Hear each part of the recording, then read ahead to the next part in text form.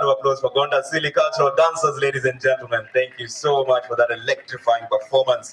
And now I'd like to hand over officially to Joab Tumbo, the County Secretary, Mombasa County, their host county. He has some speakers who will make a few remarks. Each speaker will have exactly 2 minutes, 6 seconds to make their remarks. Joab, over to you.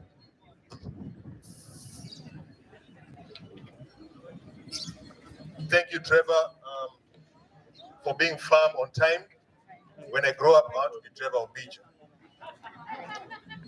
Chief guest, wageni wetu wote mashuhuri kutoka kwa ofisi ya EACC, ofisi ya DPP, Cliff Partners, my colleagues in government, wananchi wa Mombasa, hamjambo, is to conduct this second part of the program, where I'll invite the speakers to give us a few remarks tuweze kusikia, lakini kabla hawajakuja ningependa tuamke kwa sekunde kama 10 tu tuweze kurudia maneno nitakayosema. Tafadhalini tuamke. Tusimame. Nakumbusha kwamba tuamke neno la ufisadi. Tuamke. Tuinue mikono juu tuseme your right, your role, say no to corruption. Your role, say no to corruption. Tufanyeni tena. Your right, your role, say no to corruption. Asanteni.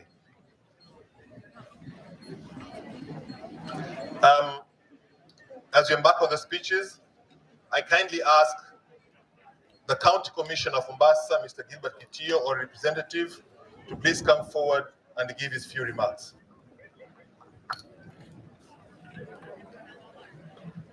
Commissioner, karibu.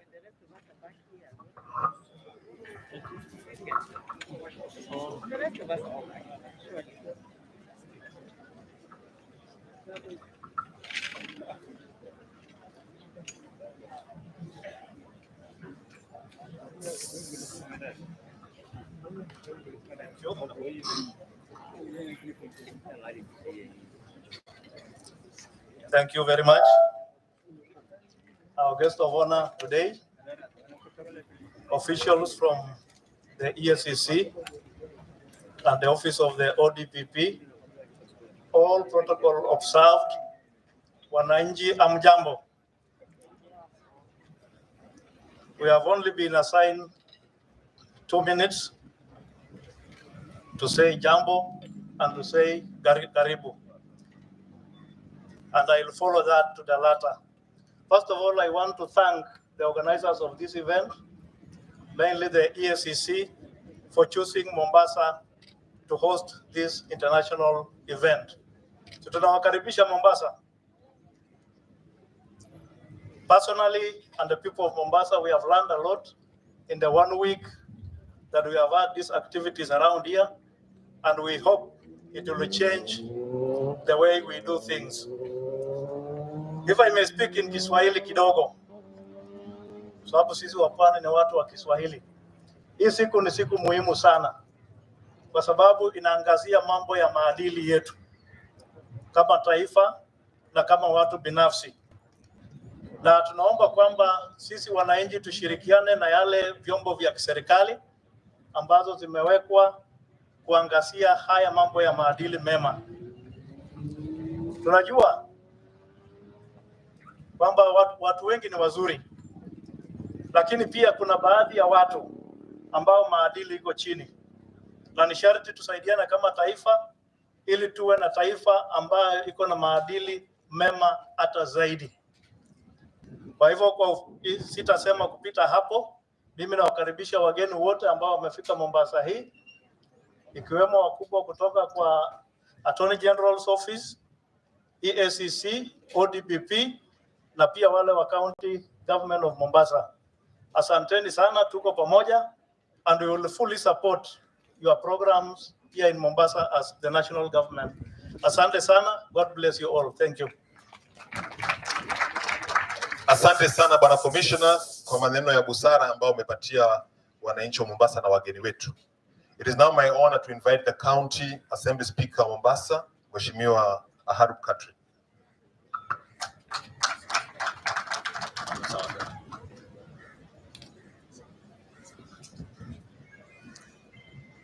Honorable Chief Justice, represented by Justice Ibrahim, Supreme Court Judge, Director of Public Prosecution, Mr. Noordin Haji, Your Excellency, the Deputy Governor, Chairperson EACC, CEO EACC, Major Twalib Mbarak, Regional Representative, UNODC, United Nations Office on Drug and Crime, Executive Director, Transparency International Kenya, County Commissioner, Mombasa County, civil societies present, county officials, distinguished guests, ladies and gentlemen, good morning. Assalamu alaikum.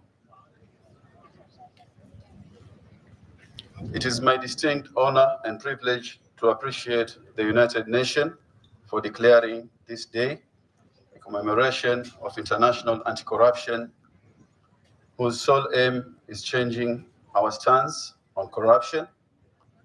This day serves as a reminder for each of us to voice out and join efforts in the fight against the graft. As we celebrate today, we initiate to put a stop to corrupt practices by recognizing the ill effects it has brought to our society. Corruption has undermined democratic institutions, slowed down economic development, and contributed to governmental instability. It has attacked the foundation of democratic institutions by distorting electoral processes, abuse of rule of law, creating bureaucratic quagmires whose only reason for existing is the soliciting of bribes. Economic development has slowed down because foreign investment has been discouraged, and small business within the country have found it difficult to overcome the startup costs required due to corruption. So let me applaud the CLIF partners for working in collaboration to help institutions exercise the 10th principle of UN Global Compact that emphasizes on business working together against corruption and all its forms, including extortion and bribery. Ladies and gentlemen, on behalf of the County Assembly of Mombasa, we are grateful to EACC for conducting a corruption risk assessment, sensitizing honorable members and staff on ethics and anti-corruption, sharing the findings and recommendations with us. Ladies and gentlemen, let me pose a question to all of us present. What price do we have to pay to do things right? What price? Surprisingly, it costs nothing, but corruption comes at a cost. Let us evaluate our thoughts and mindset and walk away from the culture that bears obstacles to economic and social development around the world. Ladies and gentlemen, let us work in a synchronized manner to realize a transparent global economic spearheaded by this year's theme, your right, your role, say no to corruption, haki yako, jukumu lako, kataa ufisadi. Thank you all for convening here to celebrate the International Anti-Corruption Day and witness the signing of the CRA Action Plan by EACC and the County Government of Mombasa. Asanteni na Mungu awabariki. Thank you very much, Honorable Speaker, County Assembly of Mombasa. The next speaker this morning is Madam Sheila Masinde, who who's the Executive Director of Transparent International Kenya. Karibu.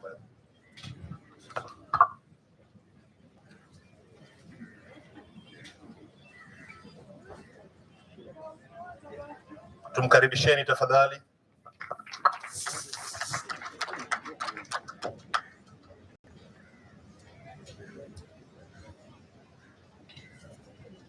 Wapwani mpo?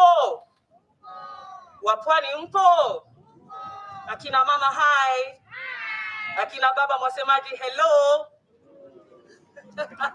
Safi, safi. Asanteni sana. Mwakilishi wa mkuu wa mahakama, Justice Ibrahim.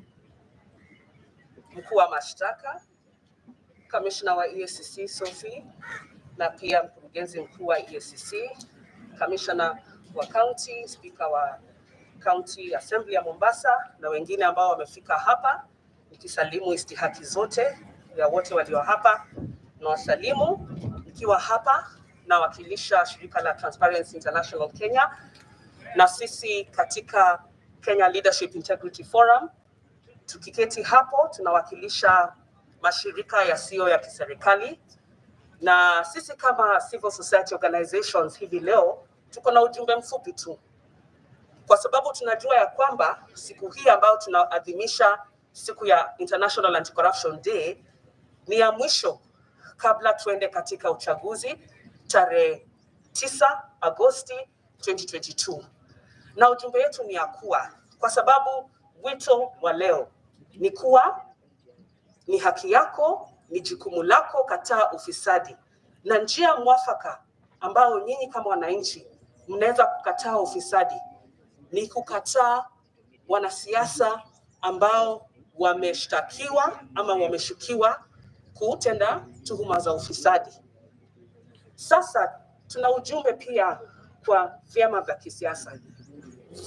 Nyingi sana zimekuja zikatupea azimio ya kupiga ufisadi, ya kusema ya kwamba wataimarisha vita dhidi ya ufisadi wakati ambapo watapata hizo afisi kama ni president ama governor ama MP, lakini tunawaambia kwamba commitment yao ya kupigana na ufisadi itaanza wakati ambapo watakataa kuteua wanasiasa ambao wameshtakiwa, wamepelekwa kotini na tuhuma za ufisadi, sivyo? Hello wapwani, wasikia? Si ndio? Na pia ujumbe mwingine ambao tunayo ni kwa mashirika kama EACC, ODPP, tunataka wasikufe moyo. Juzi EACC ilifanya tendo la ujasiri, ikakataa mtu ambaye alikuwa ameteuliwa kama naibu gavana huko Nairobi. Tunasikia kwamba County Assembly imesema kitu nyingine, lakini tunataka kuambia EACC muendelee katika mwenendo huo. Next year itakuwa kali sana, kutakuwa na watu wengi ambao mtakuwa muna investigate, mumepeleka kotini, ambao watataka kusimama, na tutataka ya kwamba mfanye vile mlifanya wiki iliyopita kwa kukataa na kupea Wakenya direction na kuonyesha Wakenya ambao wamepatikana na mambo ya ufisadi na tuwakatae. Lakini ya mwisho kama Wakenya, jukumu ni lenyu. Wakati ambapo mnaingia katika chumba hicho cha kupiga kura, tafadhalini msichague mkifikiria leo, msichague mkifikiria tumbo zenyu, mchague mkifikiria watoto wenyu na vizazi vijazo. Kwa sababu tukichagua wanasiasa ambao hawatatupeleka Kenya pale ambapo tunataka kuenda, tukiangalia maendeleo, basi tutakuwa tumefanya injustice kubwa sana kwa watoto wetu na vizazi vijazo. Kwani basi ni jukumu lenyu. Nikimaliza nataka tu kuwakumbusha ya kwamba ni haki yenu, ni jukumu lenyu, lakini lazima mkatae ufisadi. Asanteni. Thank you very much, Madam Sheila Masinde, Kiswahili sanifu. Sumesikia?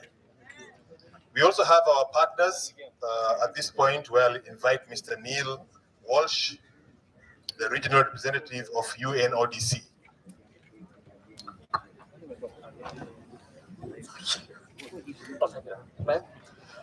Habari zenyu wa Kenya.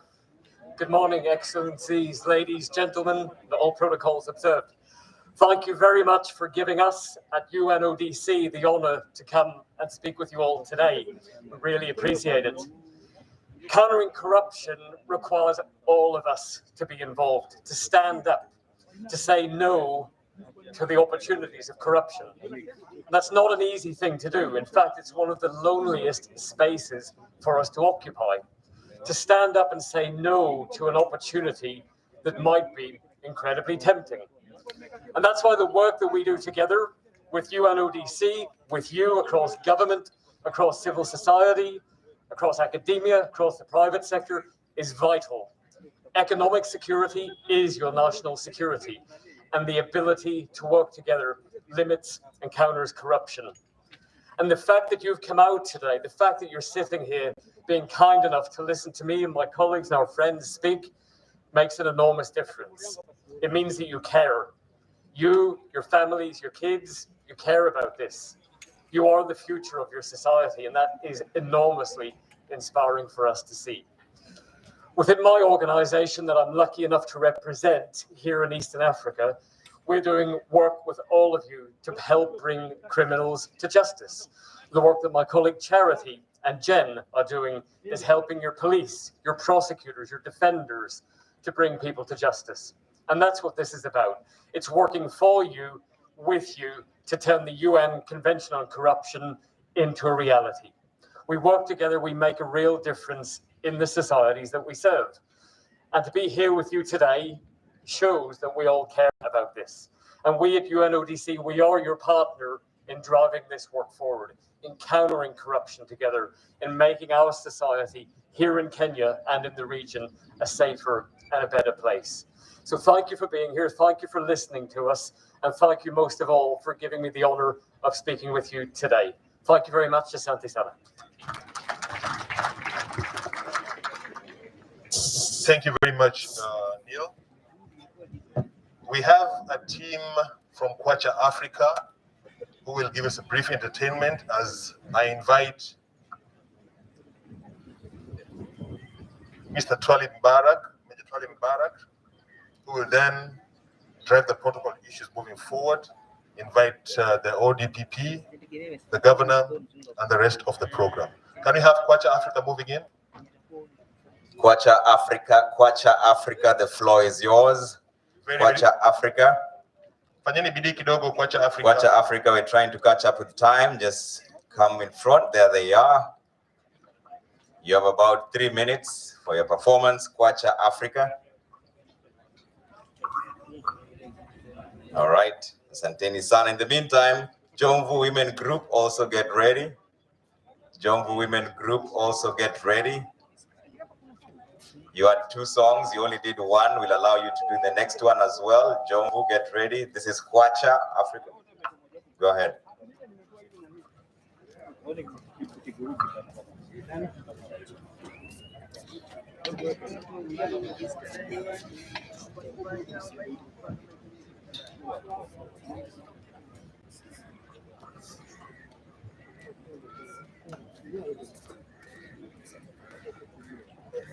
Tunaposhangilia taifa letu tukufu, uasi na ufisadi daima, salama. Ufisadi tumekashifu daima. Ufisadi ni ugonjwa, hututafuna wazima. Ufisadi ni lawama, utatuua daima. Dawa yake ufisadi tukomeshe. Sisi tazama hospitali, ufisadi ukiwanda, wahudumu hujakali, majibu yao kushinda. Next.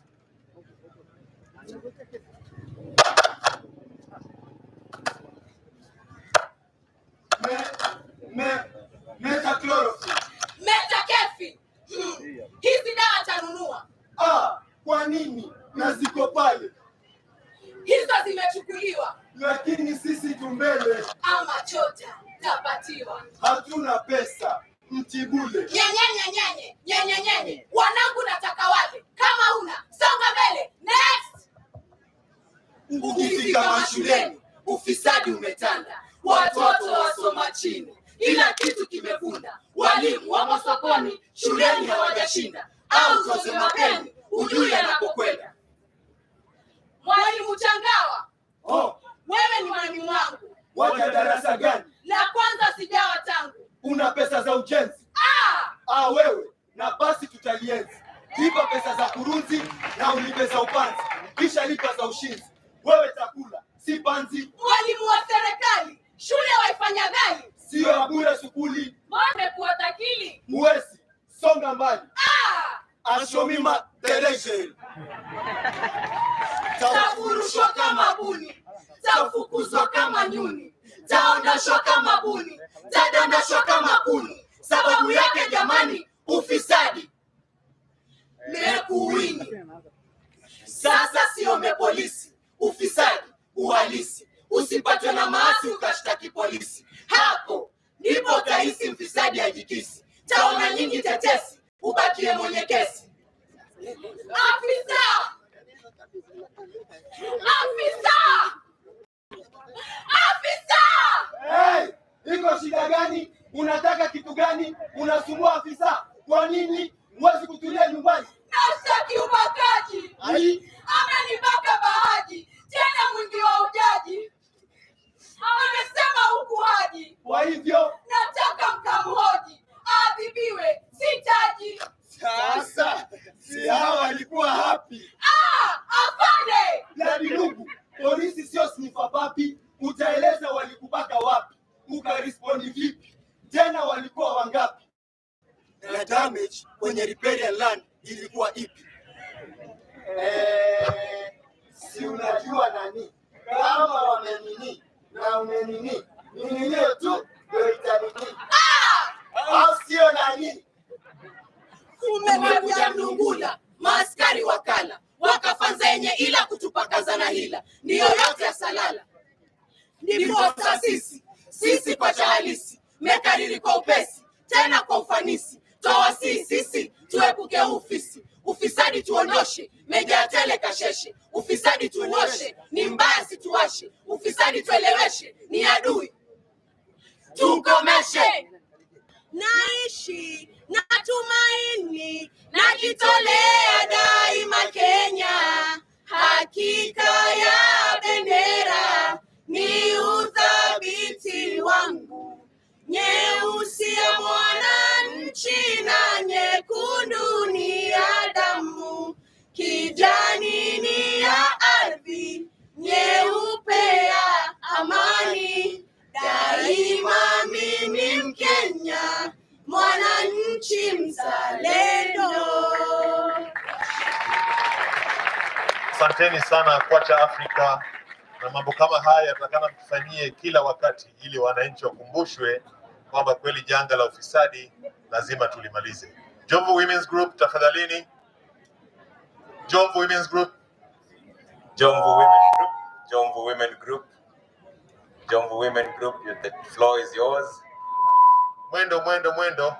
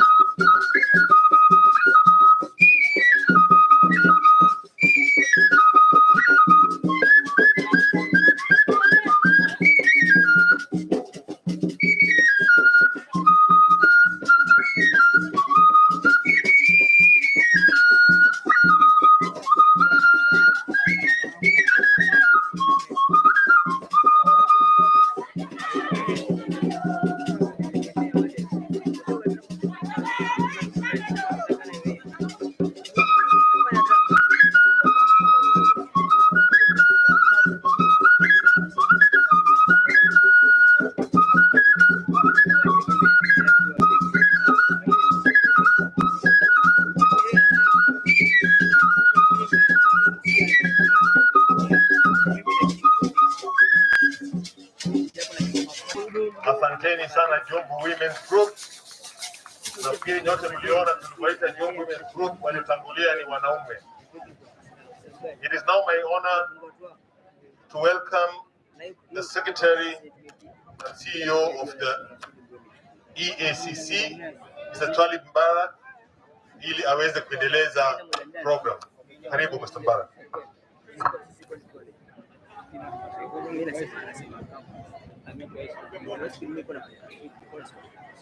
Hamjambo. Najua hali ya hewa ni joto kali na najaribu kuharakisha. Kwa wakati huu ningelipenda kumwalika naibu wa gavana wa Mombasa, Mheshimiwa Dr. William Kingi, ndio aweze kuhutubia, alafu baadaye tutawaalika wageni wengine. Mheshimiwa Kingi, karibu.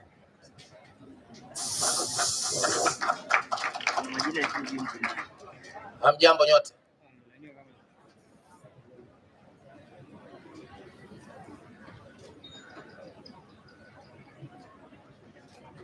The Attorney General, Honorable Kihara Kariuki, is expected shortly. The representative of the CJ, Justice Ibrahim, the CEO of EACC, Major Twalib Mbarak, DPP, Mr. Nordin Haji, distinguished guests, ladies and gentlemen. On behalf of His Excellency, Governor Hassan Joho, I welcome you to the city and the county of Mombasa. We highly appreciate your choice of Mombasa, especially as we build from the effects of the pandemic. The pandemic is still with us, but we must learn to live with it. We also appreciate your choice of Mombasa against corruption. Like COVID-19, corruption is a silent pandemic wreaking havoc in our society. Corruption is keeping children out of school, denying jobs to our youth, giving us bad roads, and even killing mothers, babies, and other patients in our hospitals. Corruption is denying our people critical services and facilities by diverting resources into personal use. Without corruption, we will be a far more advanced and just society. As per the motto of this year's celebration, your right, your role, say no to corruption, each of us has a duty to combat corruption. The question we should all ask ourselves is, what am I doing to fight corruption? If each one of us moves away from the culture of victimhood to a culture of action, corruption will be minimized and defeated. After making laws and creating institutions like the EACC, we must now embark on a relentless drive to make our people brave, upright, and forthright to resist and fight corruption.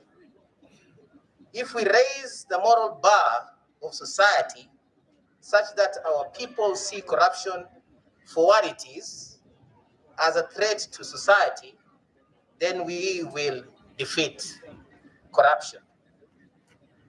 No one gets ahead with corruption.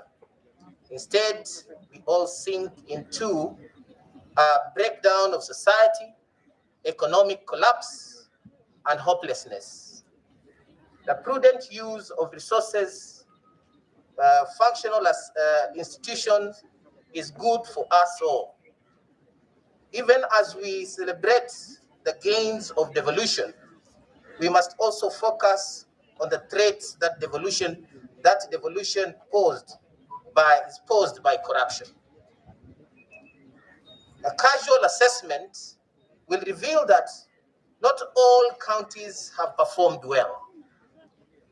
The demon eating into devolution is corruption. It is high time the EACC develops strategies to root out corruption in the counties. It is not enough to have regional offices of the Commission. Like other public agencies, the EACC must have a county level and sub-county presence to effectively police corruption. The EACC must also regularly audit the operations of public entities to expose gaps that lead to corruption. If we build robot systems, we can make them corrupt-proof. Karibu, Attorney General. Ladies and gentlemen, today is a day of reflection and for us to renew our zeal in the fight against corruption. Let us all with one voice say, yes, say no to corruption. Asanteni sana na Mwenyezi Mungu awabariki. Thank you very much. Shukran Governor. Tunafurahi kwamba mkuu wa sheria pia ameingia, kidogo alikuwa na shida kwa mambo ya ndege. Tuko naye hapa, mgeni wa heshima. Na kwa sasa mtanipa nafasi nimkaribishe kiongozi mkuu wa Director of Public Prosecution, rafiki yangu Nurdin Haji, ndio aweze kuhutubia kidogo. Mimi ni kama customer na mwenye duka. Nikitaka kuchinja watu, ile file nikitengeza nampatia yeye, alafu yeye ndo anaangalia, anaamua ile kitu ya kufanya. Karibu Nurdin. Shukran Bwana CEO.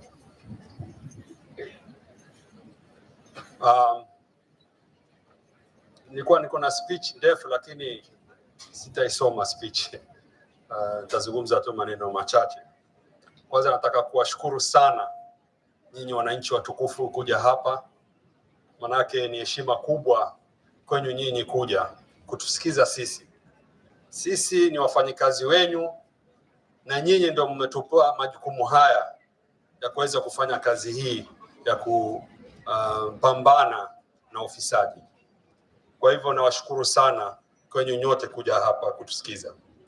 Pia ningependa kumshukuru mkuu wa sheria Justice Kihara Kariuki aliyopo hapa leo, na pia Justice Mohamed Ibrahim ambaye ni jaji mkuu wa mahakama ya Kenya, yani Supreme Court of Kenya. Pia ningependa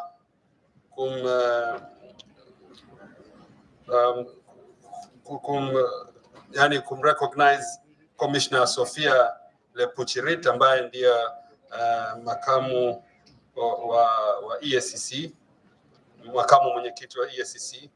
Ningependa pia kumtambua Dr. William Kingi ambaye ndio Deputy Governor wenyu, na pia Gilbert Kitio ambaye ndio County Commissioner wa Mombasa, Bwana Harub, Speaker of the County Assembly, Bwana Neil Walsh kutoka UNODC alikuja hapa, na pia ma-CEC wa Finance Mariam, na CCO wa Finance Aisha, na CCO wa Health Dr. Shikeli, wote ambao wako hapa leo. Nawashukuru nyote kuja hapa. Yangu ni machache. Nafikiria kama walivyosema waliozungumza mbele yangu na wale waliokuja hapa pia kututumbuisha, majukumu haya ya kudhibiti corruption ni yetu sisi sote kama Wakenya. Haitakuwa ya kwamba sisi ambao tunasimamia mataasisi kadha waliopo hapa leo ya kwamba sisi peke yetu ikiwa tutachukua jukumu hili hatutaweza kumaliza ufisadi. Ufisadi utamalizwa ikiwa sote tutaweza kufanya kazi pamoja, na ya muhimu zaidi ni kwamba nyinyi kama wananchi mchukue jukumu hili ili tuweze kufaulu. Hatuwezi kufaulu sisi peke yetu. Tutaweza kufaulu ikiwa tutakubaliana na nyinyi ya kwamba nyinyi kama wananchi mtachukua jukumu hili na mtakataa, hamtakubali ufisadi uendelee. Na mojawapo ni hii msimu ambao unakuja mwaka ujao, ambao ni msimu wa kura. Ikiwa nyinyi wananchi mtaweza kuchagua viongozi ambao ni viongozi wenye kusimamia haki na viongozi wenye maadili na viongozi ambao wana uadilifu, basi mtaona tofauti yake. Itakuwa sisi pia kama taasisi ambao tumepewa jukumu hili tutaweza kuwafanyia kazi nyinyi mnavyotaka. Lakini ikiwa mtachagua viongozi ambao ni watu mnajua nyinyi wenyewe ni watu wameingilia mambo ya ufisadi, ama ni watu wamepelekwa kotini, ama wameshtumiwa kwamba wamefanya ufisadi lakini hatujamaliza ile kesi, ikiwa nyinyi mtaamua kuwarudisha, basi ole wenyu, tutaumu sisi. Manake ufisadi utaendelea, sheria hazitaletwa ambazo zitaweza kutusaidia sisi, na ufisadi ukiendelea, wale ambao wataumia ni nyinyi wananchi. Kwa hivyo mimi nataka kuwahimiza, tafadhalini, ikiwa mtaenda kupiga kura, mpige kura kwa akili, si kwa tumbo. Msifuate tumbo, fuateni akili na muangalia kwa makini ni nani huyo mtampigia debe. Yangu ni hayo machache, na ninawashukuru sana tena kwa kuja. Shukran.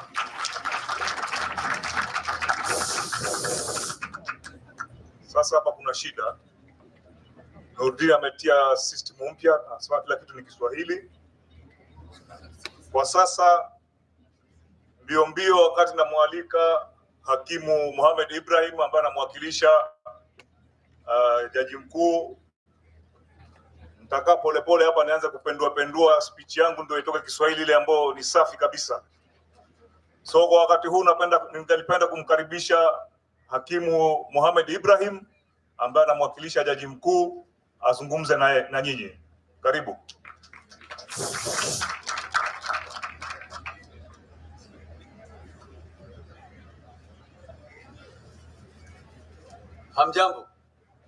Hamjambo wote watu wa Mombasa. Mimi niko hapa leo kumwakilisha kwa niaba ya hakimu mkuu katika nchi yetu ya Kenya, Chief Justice Martha Koome. Ameniambia ni umwakilishe kwa sababu ana shughuli zingine ya serikali kuhusu afisi yake, na anaomba radhi, angependa kuwa hapa leo lakini haikuwezekana. Sasa amenituma na fikra zake na maneno machache ambazo angependa kuambia, na hiyo speech imeandikwa katika lugha ya Kimombo. Sasa itanibidi nisome vile imeandikwa.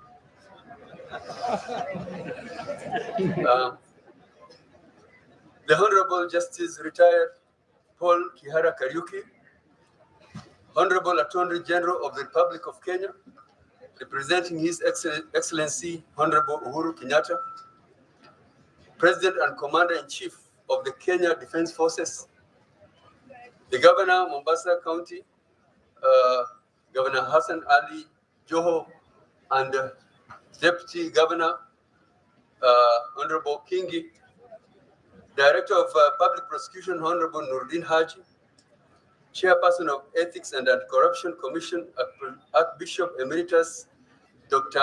Eliud Wabukala, who is here also represented by the Deputy Chair of Ethics and Anti-Corruption, Madam Sophia, the CEO of the Ethics and Anti-Corruption Commission, Twalib Mbarak, my brother, representatives of the national and county government, distinguished guests, ladies and gentlemen. Thank you for inviting the judiciary to take part in the commemoration of this year's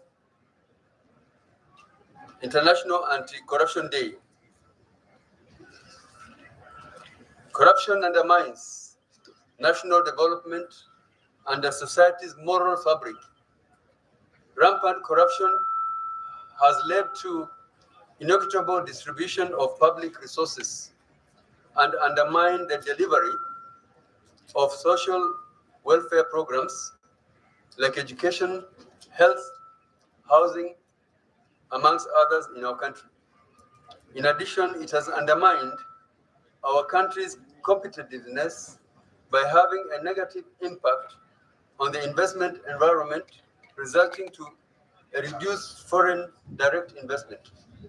It is time for us to rise up collectively and individually and join the fight to root out corruption from our body politics before it destroys our nation, institutions, and society. The values and principles of integrity and accountability are core foundational values and principles of our constitutional system. In addition, Chapter 6 of the Constitution on Leadership and Integrity demands ethical conduct by state and public officers. Parliament has enacted several anti-corruption legislations in an effort to root out corruption from our country. What this means is that the continued prevalence of corruption in the country is not due to want of normative standards. Rather, it speaks to inefficacy in enforcement and also general societal acceptance and normalization of this social ill and crime. As a nation, we must realize that winning the fight against corruption requires more than criminalizing the act of bribing state and public officers. It demands that all Kenyans should embrace the constitutional call to live up to the higher constitutional ideals and embrace integrity in our daily lives. The private sector should join the government's anti-corruption efforts by changing the prevailing corporate culture that encourages bribery to win tenders and other malpractices. I look forward to seeing our corporate organization embrace a corporate culture that honors transparency in financial dealings and discourages bribery and corrupt practices. I laud the collaborative approach embraced by the state agencies in the justice sector geared towards ensuring that we have efficient investigations, prosecutions, and determination of corruption cases. The commitment to collaboration, coordination, and cooperation in our activities does not mean that our agencies are not independent, but it is out of the reality that is only through coordination of our activities that we can address and resolve systemic problems in pursuit of our common goal of effective delivery of services to Kenyans. Our visions as the judiciary is to enable expeditious resolution of cases related to corruption and economic crimes. I'm sure this is a shared objective that cuts across all the state actors involved in the anti-graft war. Our determination to ensure expeditious resolution of all corruption and economic crimes cases applies to all criminal corruption cases pending before the Special Magistrates Court, civil cases for recovery of proceeds of corruption, recovery of public assets, forfeiture of unexplained wealth, and constitutional petitions pending the High Court and pending before the High Court and the Court of Appeal. Toward this end, we are working to increase the number of judicial officers attending to the corruption and economic crimes cases. In addition, we have directed the anti-corruption and economic crime courts that judicial officers must embrace proper case management. Through proper case management, all preliminary questions and questions related to the disclosure will be resolved during pre-trial conferences, such that once the hearing commences, we'll have hearings on a day-to-day basis until the conclusion of a matter without allowing adjournments that derail conclusion of matters. Lastly, we are also working towards the automation of anti-corruption records and proceedings. Regarding allegations of corruption within the judiciary, we have embarked on mainstreaming the idea of judicial hygiene in the conduct of judges, judicial officers, and staff with an aim of enhancing public trust and confidence in the judicial system. We aim to do this by ensuring that we deal firmly and swiftly, but also fairly, with any complaints of misconduct, including allegations that relate to corruption. I therefore assure Kenyans that complaints implicating any judge, judicial officer, or staff will be dealt with promptly and satisfactorily. We also are working towards enhancing the efficiency of the processing and resolution of contempts. In the resolution of complaints against judicial officers, judges, and judicial staff at both the JSC Commission and the Office of the Judiciary Ombudsman, we aim to provide adequate staff to these bodies with the goal of having a turnaround of at least 6 months in investigations and processing of complaints. In a further measure towards improving the efficiency of our complaints handling procedures and systems, we are leveraging on technology to improve the complaints lodging, tracking, and feedback system. Consequent to my invitation, the Ethics and Corruption Commission is already undertaking a system review of the policies, procedures, and practices of the judiciary, with the goal of identifying the avenues and opportunities for unethical and corrupt practices, so that we can work towards eliminating them. This preventive approach is informed by the reality that aside from being a function of the lack of personal and professional ethics, corruption is also a function of distortions of laws, policies, practices, and processes that are manipulated in order to favor personal or private interests. Given that the challenge of stamping out corruption is our public and private sector remains a formidable challenge, I call on Kenyans to rally together and join hands in our quest to slay this ugly monster that is destroying our nation. Thank you very much.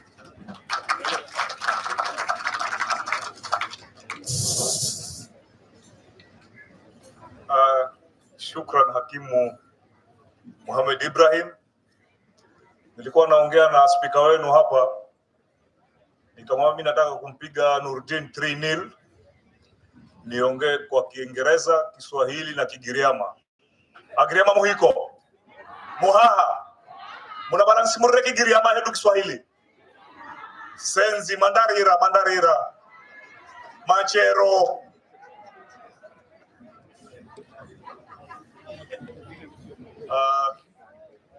The Attorney General, who is representing His Excellency the President, Hakimu Mohamed Ibrahim, Commissioner Sophia Lepuchirit ambaye ni naibu wa mwenyekiti wa EACC, mkurugenzi wa mashtaka Bwana Nurdin Haji, naibu wa governor. Nimeongea naye Kigiriama kidogo hapa, nikaona Kigiriama changu hakijapotea vizuri. Bwana Gilbert Kitio, Speaker Mr. Harub, mwakilishi wa Umoja Mataifa Bwana Neil Walsh, watu wa County Assembly, watu wa Cliff, wageni waheshimiwa. Katika hizo lugha tatu nimeamua nikasema nikiongea Kigiriama watu wengi watapotea. Unajua siku hizi vijana wengi wamepoteza ile lugha ya nyumbani.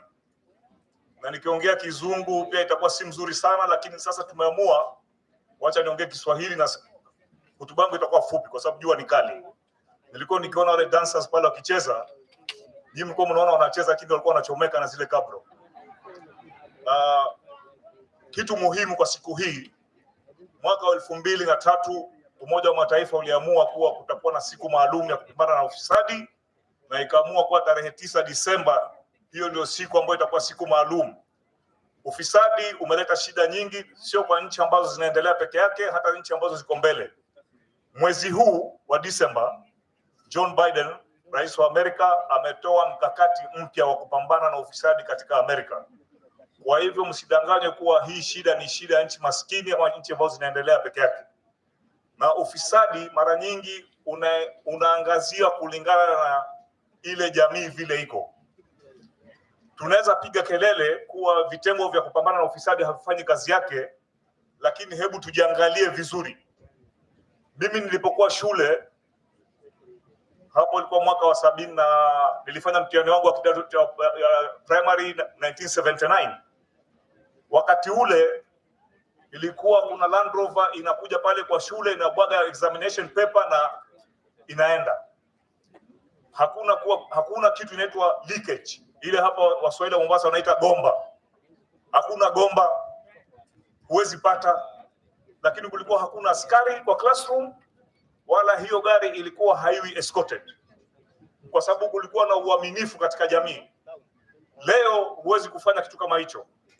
Mtihani ikifika, unakuwa na container ina kufuli 4. Kufuli ya DCI, kufuli ya Ministry of Education, kufuli ya polisi na kufuli ya chief. Nini? Kwa sababu mimi na wewe tuko tayari kununua mtihani wa kuiba, tupatie mtoto wetu afanye mtihani wa shule.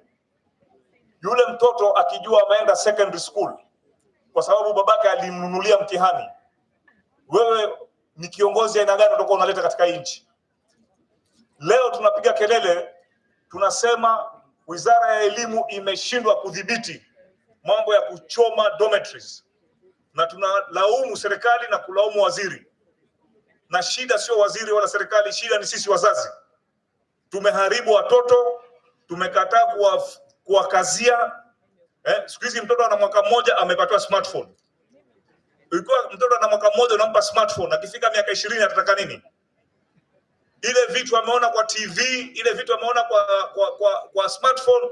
Mimi mwenyewe ambaye nina miaka 56 sijaona hizo vitu kama hizo. Na nikiona labda nitaanguka nizimie.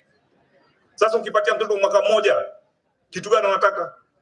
Kwa hivyo tukubaliane vizuri kwa jukumu la kupigana na ufisadi. Hapa tunasema jukumu lako, sauti yako. Wewe si uende kwa barabara, una overtake, una overlap, ukishikwa na polisi unamuonyesha 1000. Kesho unasema polisi ni wafisadi. Wewe lakini unajiweka kando. Unamzoezesha yule polisi kumpa pesa kila siku mpaka siku akikosa anakuambia mbona wewe wala na hujavaa mask. Sasa utavaa mask namna gani ukila? Anatafuta namna, ushamzoezesha pesa za kumkatia. Matatu, shida ni hiyo. Makaratasi, tunataka makaratasi ya kuiba. Ikifika kura, hapo ndo sasa shida kubwa inaingia.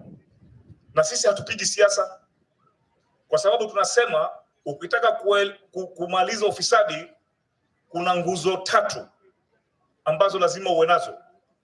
Nguzo ya kwanza, uwe na jamii ambayo inafuata sheria. Jamii ambayo inafuata sheria na inatii sheria. So ukiandikwa kibao 30 km/h, hutaki kupunguza speed mpaka uwekewe bumps. Na ile bumps unafanya ukora, unapita kando kwa manyasi. Sasa hapo ndo shida inaanzia hapo. Pengo la pili ambalo ni muhimu tujue katika kupigana na ufisadi ni siasa ya nchi. Ukiwa siasa ya nchi nikiwa na pesa nitahongana, nitakuwa mbunge, nitakuwa MCA. Yule mbunge si mjinga. Akitumia milioni 5 akiingia bunge, ana ajenda yake. Ajenda ya kwanza ni kurudisha zile pesa zake alizotumia. Ajenda ya pili ni kuiba, ndo next election awe na pesa kukuhonga tena wewe. Alafu wewe una expect maendeleo. Kitengo cha 3 ni vitengo vya serikali viwe na nguvu ya kisawasawa. Tukiongea vitengo vya serikali kwa upande wa ufisadi, hapa tunaongea EACC, tunaongea koti na tunaongea mahali ya mkuu wa mashtaka. Ikiwa mimi nitashtaki, naseme hawa ni mashahidi. kesi inaanza, ikifika katikati wewe unakubali kuhongwa na wale wakora, wanakuambia usije kotini ndio hii kesi ianguke. Alafu kesi inaanguka. Sisi tutaendelea namna gani na kupambana na ufisadi? Kwa hivyo kwa ufupi, haya maneno ya kusema haki yako jukumu lako, hii msemo tumefuata kwa sababu tumesema njia nzuri ya kumalizana na ufisadi, nimeeleza mara nyingi, ni kama mtu ambaye ako na ugonjwa wa sukari ama na ugonjwa wa pressure. Ukiwa na ugonjwa wa sukari ama pressure, kwa kizungu anaita lifestyle disease, huu ugonjwa unakuwa na managed na watu watatu. Yule mgonjwa mwenyewe ataambiwa na daktari kuna vitu fulani usile. Alafu daktari naye atampatia dawa, ataambia jioni meza hii na hii na hii. Alafu kuna family pale ndani, wataambiwa basi sasa nyinyi huyu mzee tumemkataza chumvi na manyama, kwa hivyo mpunguze kwa kama nyama pale. Unajua kisikele harufu, yeye ni binadamu atataka kula, na kila sasa hii ugonjwa utaendelea. Yule mgonjwa akifuata zile masharti, unakuta ugonjwa wa sukari ama ugonjwa wa pressure sio shida kubwa, mtu anaishi kabisa kama mtu wa kawaida. Kwa hivyo tunasema katika mambo ya kupambana na ufisadi, sisi kama vitengo vya serikali tutafanya kazi yetu, japokuwa tuko na changamoto kadhaa. Kwa upande wenu nyinyi wananchi, siasa muiangalie ni siasa aina gani mnaifuatilia. Mkisema mimi sipigi kura maana yake sijapewa gora leso, hakuna kitu. Hiyo gora leso utapewa leo na jamaa ataenda kuiba, next time atakuja na lori ya gora leso, sio zile 2-3. Kwa hivyo wewe lazima uangalie ile kitu unafanya. Tunakaribia kura in the next kwa muda wa miezi 8. Mimi sipigi siasa, sikwambii upige chama gani ama chama gani, nakwambia tupigia mtu ambaye ana maadili ya kisawasawa. Utamatisha hotuba yangu ni kuwashukuru nyinyi nyote. Mimi najua kuna jua kali sana. Nimeshukuru ile band. Unajua mimi zamani nilikuwa askari, na nitakueleza kuwa yale magwanda wamevaa wale jamaa pale wanasikia joto sana. Lakini washukuru, na tunashukuru watu wa magazeti, na pia kumalizia, nyinyi watu wa magazeti ni watu muhimu sana.